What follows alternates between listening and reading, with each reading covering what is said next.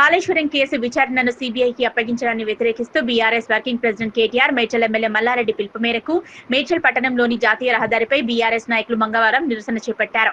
కాంగ్రెస్ ప్రభుత్వం తీర్పు నిరసనగా ముఖ్యమంత్రి రేవంత్ రెడ్డి డౌన్ వద్దురా నాయన కాంగ్రెస్ పాలన, గణపతి బప్ప మోర్య, రేవంత్ రెడ్డి చోర్య, ఇదేమి రాజ్యం, దోపిడి రాజ్యం, దొంగల రాజ్యం అంటూ అంబేద్కర్ విగ్రహం నుంచి వివేకానంద విగ్రహం మీదుగా పోలీస్ స్టేషన్ వరకు ర్యాలీ నిర్వహించారు. జాతీయ రహదారిపై బైఠాయించి ధర్నా చేశారు. రేవంత్ రెడ్డి దిష్టి బొమ్మను దహనం చేసేందుకు ప్రయత్నించగా నాయకులను అడ్డుకొని పోలీసులు అదుపులోకి తీసుకుని పోలీస్ స్టేషన్ కు తరలించారు. ఈ సందర్భంగా మేడ్చల్ మున్సిపల్ బీఆర్ఎస్ అధ్యక్షులు భాస్కర్ యాదవ్, మేడ్చల్ మండల ప్రధాన కార్యదర్శి సుదర్శన్లు మాట్లాడుతూ రాష్ట్రం అభివృద్ధిని మర్చి రాష్ట్రం తీసుకొచ్చిన కేసీఆర్ పైన ఆరోపణలు చేయడమే కాంగ్రెస్ ప్రభుత్వం లక్ష్యంగా పెట్టుకుందన్నారు. తెలంగాణ రాష్ట్రం ప్రజల కోసం కాళేశ్వరం ప్రాజెక్టు కడితే అభివృద్ధి చేయడం మరచి అవకతవకలు జరగాయని ఆరోపించడం తగదన్నారు. కాళేశ్వరం కేసును సీబీఐకి అప్పచెప్పడం కుట్రపూరిత ధోరణికి నిదర్శనమన్నారు. కేసీఆర్ పై ఎన్ని కుట్రలు పన్నినా, ఎన్ని కేసులు పెట్టినా కడిగిన ముత్యంలా బయటికి వస్తారని ధీమా వ్యక్తం చేశారు. ఇప్పటికైనా రేవంత్ రెడ్డి ప్రభుత్వం రాష్ట్రం అభివృద్ధికి కృషి చేయాలని డిమాండ్ చేశారు. తమ అధినేత కేసీఆర్ జోలికి వస్తే రాష్ట్రం అగ్నిగుండంగా మారుతుందన్నారు. ఈ కార్యక్రమంలో మేడ్చల్ మండల బీఆర్ఎస్ పార్టీ అధ్యక్షులు Dayanand Yadav, Medchal Dabilpur society chairman Randeep Reddy, Suresh Reddy, party నాయకులు రాజమల్లారెడ్డి, మద్దుల శ్రీనివాస్ రెడ్డి, జగన్ రెడ్డి, మెట్టు గోపాల్ రెడ్డి, మెట్టు శ్రీకాంత్ రెడ్డి, రఘుపతి రెడ్డి, మండల యూత్ అధ్యక్షులు హరత్ రెడ్డి, సందీప్ గౌడ్, సంజీవ, నాగరాజు, ముద్రాస్, సుదర్శన్, యువ నాయకుడు చంద్రశేఖర్ యాదవ్, మాజీ సర్పంచ్లు మహేందర్, కర్ణాకర్, యూనిస్ పాషా, మాజీ కౌన్సిలర్లు బాలరాజు, జైపాల్ రెడ్డి, మాజీ కోఆప్షన్ సభ్యులు తదితరులు పాల్గొన్నారు. కేసీఆర్ గారిని చంపేయాలనే ఉద్దేశం ఈ రేవంత్ రెడ్డి కాంగ్రెస్ ప్రభుత్వానికి ఉంది.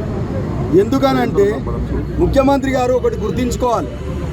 ఈరోజు కేసీఆర్ లేకపోతే, తెలంగాణ రాష్ట్రాన్ని సాధించకపోతే నువ్వు ఒక ముఖ్యమంత్రి అయ్యేవాడివా?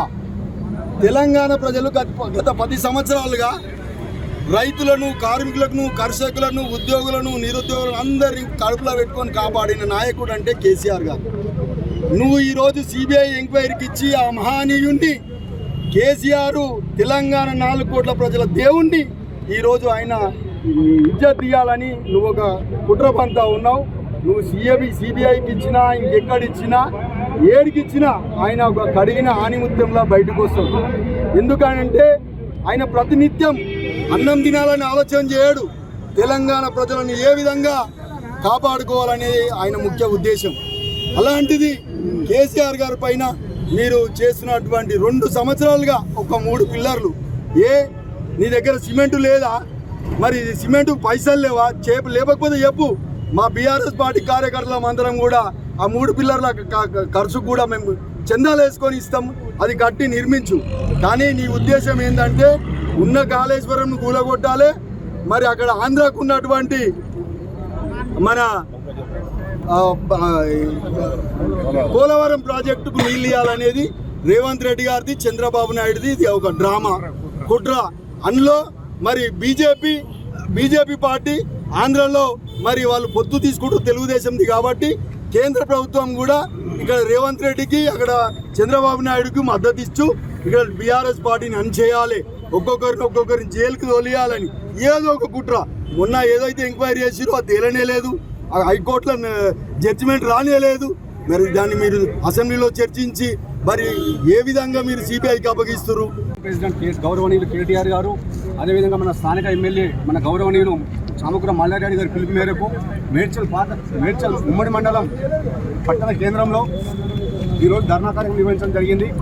అయ్యా ముఖ్యమంత్రి రేవంత్ రెడ్డి గారు, మీరు సునామీలో కుండచిలో వచ్చినట్టు భూమి మీద పడ్డారు.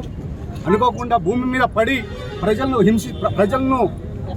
సామాన్య ప్రజలను పరిపాలన రాకుండా సామాన్య ప్రజలు పీడించి దోచుకుని మింగేసే విధంగా మీ పరిపాలన ఉన్నది.